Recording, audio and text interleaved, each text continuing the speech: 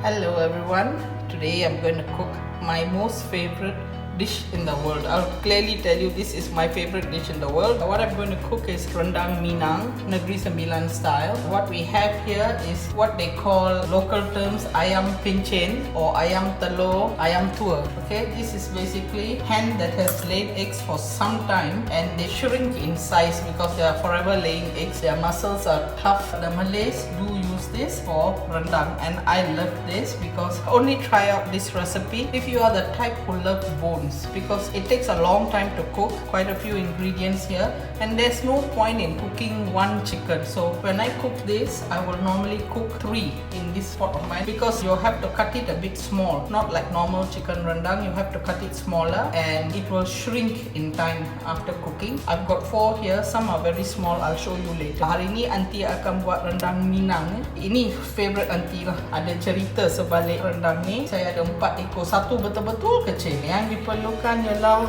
2 daun kunyit sebab 4 ekor kan. 2 daun kunyit, satu lagi kecil sikit lah. Lepas tu 3 bawang besar, gula Melaka, nanti saya tambah lagi kalau perlu. Lepas tu bawang merah kecil 14, 7 bawang putih, pandan 1, asam keping yang kecil-kecil macam ni 3 ya. Kunyit banyak ni, halia banyak ni. Halia pakai banyak juga sebab ayam tua kan dia kena empuk.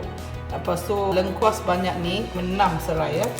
Kerisik, setengah orang pakai, setengah orang tak suka pakai sebab dia macam gam kan. So tengoklah kuah dia nanti macam lekit-lekit. Saya ambil 4 saja. Ini limau purut 1. Banyak orang tak pakai tapi saya pakai ya. Kulit dia saya parut-parut dan taruh last gitu. Ni daun limau purut ada dalam 13. Okey, ini cili padi. Untuk banyak ayam macam ni yang kena masak lama, saya pakai dekat-dekat 60 sini. Anggaran saya ialah kalau pedas, yang suka pedas, 1 ekor ayam yang sedang-sedang tu 20. So kalau masak 2 ekor 40. Okey, saya ambil 60 di sini. Tapi jangan takut, kalau yang suka makan pedas okeylah. Yang takut nak makan terlalu pedas, ini bila dah masak lama dia okey, tak berapa pedas sebab dia masak dalam 2 jam lebih. Lagi kita perlukan 3 kotak santan dan garam kasar. Okey, ingat gula ni nanti saya mungkin tambah lagi. Saya suka rasa-rasa dulu. Ingredients we will need 1 to 2 large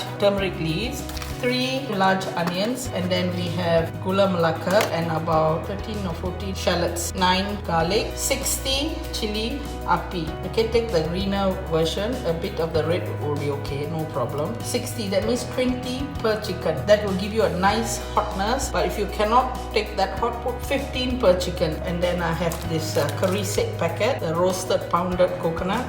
I have 4 buah keras, 6 lemongrass and ginger. This is lengkuas. Do not put more than this much of fresh kunyit. And this is limau purut. Okay, we are only going to scrape and take out the skin. It's got a very nice aroma, but towards the end. And there's a daun pandan here as well. 3 small asam keping and daun limau purut, rock salt, and 3 coconut boxes. 3 because we are cooking quite a lot. Okay, I normally cook this. I will put it into the freezer for a later date because as you can see, there's a lot of ingredients, a lot of work, but once you make it, it's really nice. The longer you keep it, the nicer it is. You can eat it with rice, ketupat or ketupat palas or nasi minyak, lemang. This goes very well with lemang. So today I put some ketupat palas from the packet to boil now to go with this, and that also takes a long time to cook, and after that you have to cool it down completely before cutting. So put your ketupat or whatever to cook first, and then we get on with this. And now I must tell you something about how to prepare these things, and I will show you now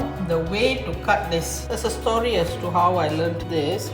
There used to be a girl in my office many years ago. She wasn't really into cooking, and she told me that every time there's a kenduri in her house, the entire kampung might turn up at her house. Whereas when other people do kenduri, about 3/4 of the kampung folks or half would turn up. But whenever it's in her house, because of this chicken dish, the whole kampung will turn up, she said. And whenever she packs for me, little bit she'll pack and she'll bring, and I'll ask her. First time I ate it, I just fell in love with it. And I used to ask her, how do you cook this? She said, how would I know? She said, I'm not into cooking. All I know is the men folks cook outside the house. the women sit down and peel things and grind things and all that. So I used to ask her every time she brings for me, does your father use this? Then she'll say, I'll go back and ask my dad. And then it come another time she brings it for me. So basically I think this is how it is made, and it's really nice, but nothing compared to her father's one, because their father uses firewood and one of those big basins they call kawah, and they cook rendang in that and they stir it all night with the help of the kampung folks. That is really superb, okay? But she told me whenever cutting these limau leaves, do not put in the stems. This is what her mother told her, because the stems are very bitter. And some people blend this daun kunyit. Never use the stem. Throw away the center stem. Never use it. But some people cut it fine like hair. Some people just put it like this in large chunks. They just throw it, knot it and throw it in. But I'm going to follow her mother's style. She said her mother would make her tear everything to tiny strands like this. Okay, tiny strands, and after that you maybe can break it to two. Okay, this is how her mother did it. Okay, some of these ingredients like the serai will be blended, some will be put in whole. The rest of the things all would be blended, including the chili padi, the buah keras, ginger, fresh turmeric and lengkuas. This is kept aside, and the rest will go in all at one time. I'll show you later how. Okay, semua ni saya akan blend separuh. Lengkuas, halia semua blend. Kasar ya. Buah keras, cili api, bawang kecil, bawang putih dengan bawang besar dan kunyit ya. Yang daun-daun ni jangan di blend ya. Serai blend 3 saja, 3 atau 4. Lagi 3 saya akan masukkan macam gitu, kita ketuk dan masukkan. Batang ni jangan ambil ya, dan mak dia kata jangan ambil urat yang dekat tengah tu, buang, gunting dan buang. Pakai separuh-separuh macam ni. Cili pun semua basuh dan blend. Nanti aunty balik ya, tunjukkan. Ini mak kawan saya cakap dia tak bagi anak dia blend atau potong kecil-kecil. Dia kata koyak macam ni, macam rambut, lagi nipis lagi sedap. Tapi ada orang bila dia orang makan leceh nak buang semua ni, memang boleh dimakan pun. Bila masak lama kan dia lembut. So saya buat cara mak dia tu roh lah. Saya suka cara ni juga, macam kampung-kampung sikit dengan daun-daun dia semua. Nanti saya habis koyak semua dan saya akan tunjukkan. Okay, sini ada 4 ayam tua, tapi satu kecil sangat. Jangan potong besar-besar ya. Kaki boleh potong sebiji-sebiji macam ni. Kepala, body dia semua potong kecil sikit. Yang sedang macam ni boleh potong 14 gitu. Baru sedap dan cepat masak. Okay, this 4 chicken here. One is very tiny and there'll be eggs inside. Please remove the eggs and use it for your egg curry or something. Wash it thoroughly and chop it up. Yeah, the smaller you cut it, the better. But please wash off, remove all the tiny bones if there's any after chopping it up. Okay, that's all. So I've showed you everything what is to blend. Now I'll get on with chopping this up. I'll put a bit of kunyit powder just to keep it safe from germs, and a bit of salt. In fact, I wouldn't, I'll just put for namesake a little bit of salt and marinate it. Okay, and now we're going to start with the Rendang Ayam Tua. What goes in is 3 medium to small size ayam tua and 1 really small ayam tua. So there's a total of 4 ayam tua in here. Okay, that goes in first. By the way, I've got help today.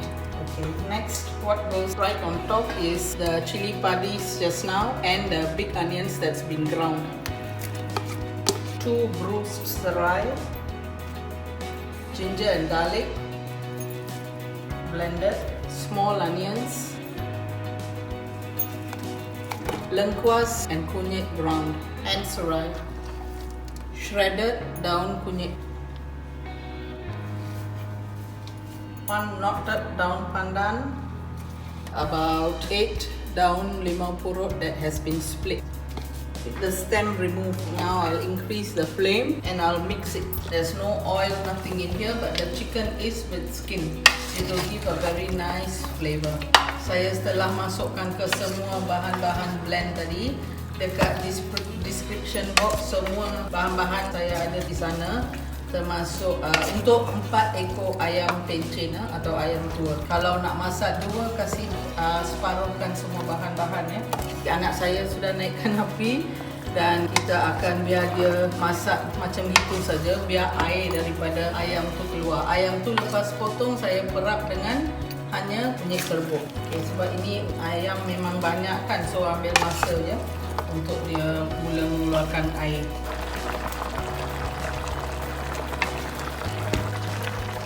Okay, I boiled it for about 5 to 10 minutes before I add in the boxed santan. Saya masukkan 2,5 kotak santan dulu ya. Nanti tambah lagi. Dan semua gula Melaka dan 3 asam keping yang kecil-kecil. Garam kasar 2. Gula nisan nanti saya mungkin tambah lagi. Dan ini air panas. Sebab saya gunakan santan pekat tadi, saya gunakan air panas. Kita boleh tambah-tambah air sebanyak mana yang perlu ya. I've added in 2.5 boxes of thick santan and all the gula Melaka and salt, 2 teaspoons of rock salt. We can always add in more coconut milk later. Coconut milk and also the gula Melaka. I think I'll add it now. Satu gula macam ni, gula nisan. One of the tips for making the chicken cook faster is to put 2 metal spoons in. 1 or 2, I'm putting 2 because this will attract the heat and allow the meat to cook faster. Okay, just leave it in, but make sure it's 100% stainless steel. Just now I've added 2.5 coconut milk. Now I'm going to add another half more of coconut milk, another 2 more teaspoons of rock salt. 1, 2. So now the total is 4. And because I want to close and cook this down, I'm going to add a bit more hot water this time. The kerisik I will add on later. Now it's 1 hour since I first started cooking. We have to wait a bit longer and allow this to boil. Medium to small heat. And once it goes down a bit, we will close it with a lid that will fasten the cooking. Okay, and I will add in the kerisik at that moment. Sekarang saya masukkan setengah lagi kotak santan. Tadi 2,5, sekarang setengah lagi. Dan saya masukkan 2 lagi sudu garam kasar dan air panas. Okay, sekarang kita akan merenihnya. Bila air itu turun sikit, saya akan tutup dengan penutup dan masak. Sebelum taruh penutup, saya akan masukkan kerisik 1 paket dan saya masukkan 2 sudu stainless steel sebab ini akan mempercepatkan ayam tua ni masak ya. Sebab besi tu panas kan, antara ayam-ayam ni dia akan mempercepatkan ayam tu masak. Okay, sekarang kita akan merenihkan 1 jam dari mula Aunty start masak, sudah 1 jam. Kita tunggu lagi ya. Okay, this is after 2 hours and I'm adding in 1 whole packet of kerisik. Sudah 2 jam sekarang ya dia masak dan saya masukkan sekarang kerisik. Ya, selama ni Aunty tutup dengan penutup dan masak ya dengan 2 sudu dekat dalam. Dia sudah agak lembut sekarang. Sekarang saya akan biar dia masak lagi supaya kerisik tu semua sebati dengan kuah. Tadi dah masukkan 4 sudu kecil garam kasar ya. Dan sekarang apa dia akan buat ialah bila dah masuk kerisik, saya akan masukkan sedikit parutan kulit limau purut. Nah, ini akan mewangikan. Masuk sikit-sikit dulu, jangan terlalu banyak.